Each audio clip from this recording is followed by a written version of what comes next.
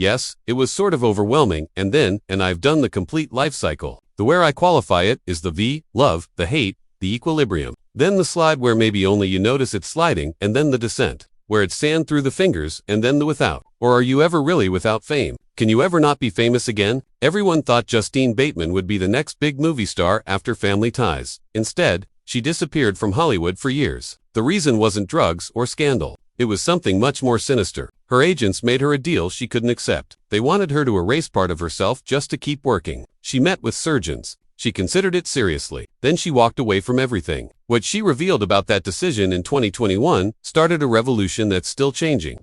Hollywood Today. Justine Bateman was born on February 19, 1966, in New York. Her mother, Victoria, used to be a Panama flight attendant. She was born in Malta but grew up in England, so the home had a bit of a British feel. Her father, Kent Bateman, was deep in the acting world. He worked as both an acting coach and a theatrical manager, which meant their house was always full of actors, scripts, and talks about show business. It wasn't a normal childhood. Justine was only 2 when she was already hearing people rehearse lines and watching auditions happen in her living room. Then, 4 years later, her little brother Jason was born, and soon, he too would become famous. People in Hollywood would later call them a rare pair of siblings, both shining under the same roof, both shaped by that same chaotic, ambitious energy. By the time Justine turned 4, her life was already full of goodbyes. The family kept moving, following her father's growing business. They lived in Salt Lake City for a while, then bounced around California. She went to more elementary schools than most people do in a lifetime. 5 different schools in 3 different states before she even hit 12. That constant moving did something to her. She had to become a quick study of people, learning how to fit in wherever they landed. But behind that skill was a child who never felt like she belonged anywhere. She had to keep changing herself just to survive, and that need to adapt would later grow into perfectionism and a deep desire to stay in control. Things at home were even more intense than school. Her dad believed in strict training. By the time Justine was 8, he had her and Jason on daily routines. Not chores or homework, but things like script reading, voice exercises, and networking events. Their dinner talks weren't about cartoons or school drama. They were about acting techniques and career moves. And what made it worse was that Kent kept written records. He would actually rate their appearance, their confidence, and share that with agents. He even timed their practice auditions, comparing them to each other. Jason got his first big role on Little House on the Prairie when he was just 10. That raised the bar for Justine. She was only 12 and already carrying the weight of expectations. The anxiety started there. She couldn't afford to mess up. Every move she made felt like a test she had to pass. Going to public school didn't help. Most celebrity kids had private tutors, but her parents thought regular school would keep things real. Instead, it just made her life harder. Teachers treated her differently. Other students teased her. Some said her parents were fake. Others thought the family was just pretending to be normal. She missed birthday parties and sleepovers because parents didn't want their kids too close to Hollywood people. In 4th grade, kids made fun of her by playing a mean game they called Hollywood Justine. They'd mimic her and laugh whenever she tried out for school plays. She learned to stay calm on the outside, but inside she felt like she never fit in. That feeling followed her into adulthood. Even years later, in friendly settings, she often felt like she was just playing a role. When she turned 13, the family finally settled down in Los Angeles. They picked the San Fernando Valley so they'd be close to auditions and events. Her father knew both kids were reaching the perfect age for teen TV roles, and he didn't want to waste time. Within half a year, Justine signed with the same agency as Jason. Industry people called it a sibling package deal. That deal gave them both better chances in negotiations. Justine was now fully in the game. In just her first 18 months in LA, she went to over 150 auditions. That number is shocking even today. Her father tracked every one of them. He kept notes about what casting directors said, who the other actresses were, and what Justine needed to improve. Their house in Woodland Hills became a kind of workshop. Kent ran acting sessions from their living room, and Justine had to attend all of them, even though she was already a working actor. At 15 in 1981, she booked her first professional job. It was just a commercial, but it was her start. What people didn't see was how hard it was behind the scenes. California had strict rules for young actors. She had to keep her grades up or she couldn't keep working. That meant she was always rushing, filming a commercial, then hurrying back to class. Most adults would have found it exhausting, but for Justine, it became normal. Every hour had to count. She learned to manage her time like a pro, balancing auditions and schoolwork. It was pressure she never asked for, but it made her stronger. She went to Taft High School in Woodland Hills. Everyone knew she had talent, especially in drama class. But she didn't get to enjoy being a regular teenager. While other students were going to prom or football games, she was on set or heading to auditions. Her teacher admired her natural stage presence, but most of her classmates hardly saw her around. She gave up parties and weekends to chase something bigger. By the time she was 15, she was making serious career decisions. That early sacrifice would later shape how she saw fame and what it really meant to grow up in the spotlight. Even with her talent, the path wasn't easy. Between 1980 and 1981, she faced rejection after rejection. She auditioned for several TV pilots, but didn't land the roles. Hollywood can be cruel like that. It wasn't always about talent. Sometimes casting directors said she was too tall, or not the right hair color, or just not the type they wanted. It was heartbreaking. Each no wasn't just about her dream. It also meant less income for the family. But each setback made her tougher. These lessons and rejection would come in handy later when she landed major roles and had to keep pushing forward in an industry that can turn cold overnight. That same year, 1981, she finally got a small role on Little House on the Prairie, the same show her brother Jason had already made his mark on. Jason was just 12, but already had a regular part. Justine, who was older, was still struggling to get noticed. But working on that show gave her real experience. It wasn't just about saying lines, it was about learning how to act in a time period, understanding how people moved and spoke back then, and being respectful of every little detail. She watched experienced stars like Michael Landon closely. She picked up how to behave on set, how to adjust to different directors, and how to memorize scripts fast. All of that prepared her for what came next, her breakout role on Family Ties. In 1982, Justine Bateman was just 16 when she landed the role of Mallory Keaton on NBC's Family Tie. At first, Mallory was supposed to be smart. That's how the writers wrote her. But during early test runs, people laughed more when Justine acted like Mallory was a bit clueless. The networks. By 1984, Family Ties became one of the biggest shows on television. In just 2 years, it went from being ignored to being ranked 5th in the country. Justine and Michael J. Fox had great on-screen chemistry, and their scenes together pulled in millions of viewers. She started earning $10,000 for every episode. Over 7 seasons, she appeared in more than 170 episodes. But behind the scenes, things weren't as bright. The show kept using the same plot lines. Michael's character, Alex, would mess up and then apologize. That was the formula. Justine wanted more than that. She wanted deeper, more emotional stories for Mallory, but that never came. As the focus of the show shifted toward Michael J. Fox and his character's rise, Justine's character got pushed aside. The show had started as a balanced family story, but it slowly became the Alex show. Even the parents, played by Michael Gross and Meredith Baxter, had less to do. Justine's role got stuck in the same jokes: shopping, boyfriends, being clueless. She was frustrated. She wanted to stretch herself, but the scripts wouldn't let her. Even though the cast had fun on set, playing with water guns and joking around, the tension was still there. Meredith Baxter wasn't happy either. She felt her role had been reduced, too. And while Michael J. Fox's movie career took off, Justine felt stuck. In December 1983, Justine won the Young Artist Award for Best Young Actress in a Comedy Series. The award show was hosted by her brother Jason Bateman and River Phoenix. She smiled, but it was also the start of something darker. Fame hit hard. Paparazzi followed her everywhere. Teen magazines wouldn't stop writing about her.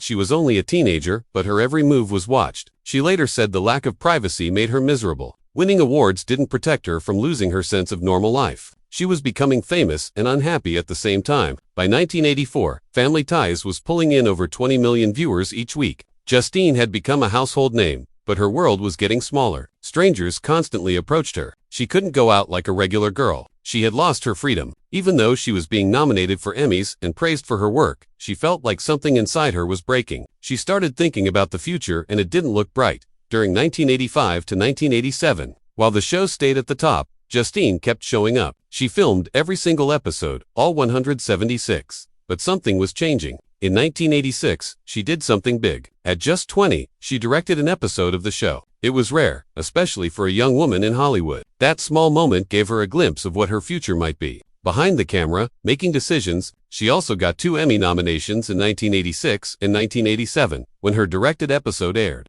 More than 30 million people watched it. But even with that success, she was carrying a hidden pain. Since the age of 16, Justine had been silently fighting eating disorders, anorexia, bulimia, overeating. The pressure to look perfect was destroying her from the inside. She would sometimes run off set to make herself sick between scenes. Her weight was picked apart by magazines. Strangers judged her body. She once said her body image was horrible. She was filming scenes while feeling dizzy from not eating, and the world still saw her as Happy Mallory. Even while struggling, she made smart choices. In 1986, she appeared in serious shows like St. Elsewhere. Her brother Jason appeared in the same episode. She could have taken movie roles, big money offers worth $2 or $3 million, but she stayed loyal to Family Ties. She even did educational videos for teens. She wanted to show she cared about more than just fame. These serious roles proved she could do more than comedy, but most people in Hollywood didn't notice. In 1987, she was nominated again for an Emmy, but she lost to Estelle Getty from The Golden Girl. Many thought she should have won. She was only 21, and she'd been nominated twice for the same role. But the Emmys rarely took young actresses seriously. Sitcoms were seen as easy. Critics said comedy wasn't real acting, so she walked away empty. Even though the audience loved her, what happened next was almost cruel. While her character Mallory was heading to college in the final seasons, Justine wanted to go. She applied to college. She was ready to study, but Paramount Studios stopped her. They said no. She was under contract. She had to keep filming. The character got to learn and grow on screen, but the real girl playing her wasn't allowed to do the same in real life. Justine called it devastating. In 1989, Family Ties ended with a massive finale. Over 36 million people watched the final episode. It became the 9th most watched series ending in TV history. Justine gave a powerful goodbye performance. Fans praised her, but the next day, the truth hit her hard. She was unemployed. She just finished the biggest role of her life. And now, casting directors only saw one thing: Mallory. That one role had become her prison. She was afraid that no one would ever give her a different chance. In 1990, she tried to change everything. She took a risk and starred in The Fatal Image, a dark thriller filmed in Paris. She played a woman who witnesses a murder and gets pulled into danger. It was nothing like Mallory. She hoped people would see her differently, but even then, critics said they could still see bits of Mallory in her. The film didn't do well. Viewers just couldn't let go of the old image. After that, things got worse. She went to auditions, but people wouldn't see past Mallory Keaton. Casting directors didn't care how good she was. They labeled her as the dumb sister. One after another, projects slipped away. She spent a whole year trying out for shows that never got made. It felt like no one believed in her anymore. She had played the role too well. Hollywood thought that's who she really was. In October 1992, Justine Bateman played a medical student named Marty Hiller in a TV thriller called Deadbolt. In the story, she lets a man move in as her roommate, not knowing he's dangerous. Slowly, he controls everything in her life, even locking her inside the apartment. What made it even more haunting was how close it felt to Justine's real life. She was famous from Family Ties, but that fame had become a trap. Hollywood kept giving her the same roles: scared women, victims, helpless characters, and she felt stuck, like she couldn't breathe outside of what people expected her to be. Then, in September 1996, she tried something different and joined a sitcom called Men Behaving Badly. She played Sarah, the girlfriend of one of the main characters. At first, things looked promising. The first episode pulled in nearly 15 million viewers, but behind the scenes, it was a mess. There were arguments about money and clashing egos. By the end of the first season in 1997, both Justine and her co-star left. The show barely made it to a second season and was canceled by the end of that same year. Another door had closed, and she was still trying to escape the shadow of her past fame. What came next was even more painful. In the middle of the 1990s, her agents told her something shocking. If she wanted to keep working, they said she had to get plastic surgery. She had always aged naturally, but Hollywood didn't want that. When she Googled herself, the top suggestion was "looks old." It crushed her. She started thinking maybe they were right. Maybe she did need to change her face, but deep down something didn't feel right. She thought about it, even met with 3 different surgeons in Beverly Hills. But in the end, she walked away. Years later, she wrote about this moment in her 2021 book, Face, 1 Square Foot of Skin, saying it was wrong how women were made to feel broken just for getting older. That moment changed her. She started to speak out, refusing to stay quiet while others were told to erase themselves. By 1999, acting offers had nearly vanished. Justine didn't want to wait around anymore. She used her savings from Family Ties and took control. She started directing. It wasn't easy. She was investing her own money, hoping someone would care. Years later, in 2017, her short film, 5 Minutes, premiered at the Toronto International Film Festival. Then later, at Tribeca in 2018. It was only 10 minutes long, but it said a lot about human behavior and social tension. For her, directing wasn't about fame. It was about survival. If no one was going to give her a chance, she would make her own. Then something surprising happened. In January 2001, she married Mark Fluent. He wasn't an actor or musician. He worked in real estate, managing huge properties for Deutsche Bank. They had met long ago in high school, but reconnected when Justine was going through one of the hardest times in her life. He was stable, kind, and made over $500,000 a year. That financial security allowed her to step back from the madness of Hollywood. She didn't need to go to every audition or red carpet anymore. She could just breathe for once. She wasn't surviving for the cameras. She was living for herself. In June 2002, their son Duke was born, and with him came a choice that shocked everyone. Justine said no to millions of dollars in offers between 2002 and 2004.